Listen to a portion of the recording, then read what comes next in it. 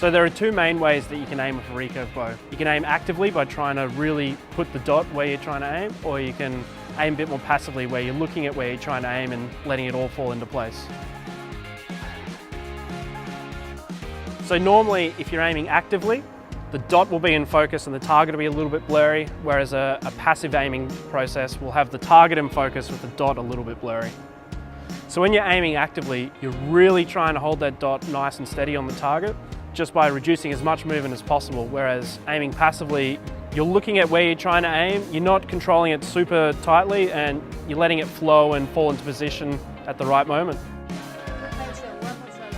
When you aim actively, you may feel like you have more control over where the arrow is going, and by doing so you can try and hold steadier and be more precise with your shot. For people that aim passively, they'll find that they're more relaxed because they don't have the tension in their body of trying to hold that as steady as they can. Historically, you'll find that passive aiming is more of a recurve thing, and real active aiming has got more to do with compound shooting. So a lot of archers might shoot with a dot or a circle or a crosshair, and that comes down to personal preference, and there's different pros and cons to each. With a dot, you might find you can be a bit more precise with your aiming point, whereas with a circle, it's easier to look through and passively aim. And archers that use a crosshair might like that for a reference point for their canting. So I would recommend for beginners to learn to aim passively, so that way they can focus more on their technique and making sure they've got that under control.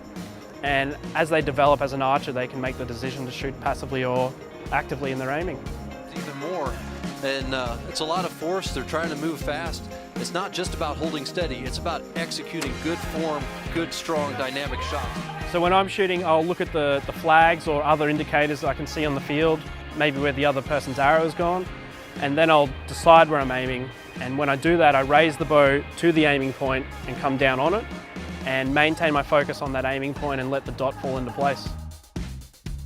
Very rarely would I move my aiming point during the shot, but on special occasions you might find the wind's done a full 180, or maybe your teammate in a team round has said a different aiming point, and you take that on board and just make your best decision. It would be highly recommended that you're looking at your aiming point right before you raise your bow. Everything will start to line up as you get to full draw, and so that's when your sight's coming into picture, and really, whether you're an active aimer or a passive aimer, you're already looking at that point and bringing it into your spot. And a first 10 there for Tyak.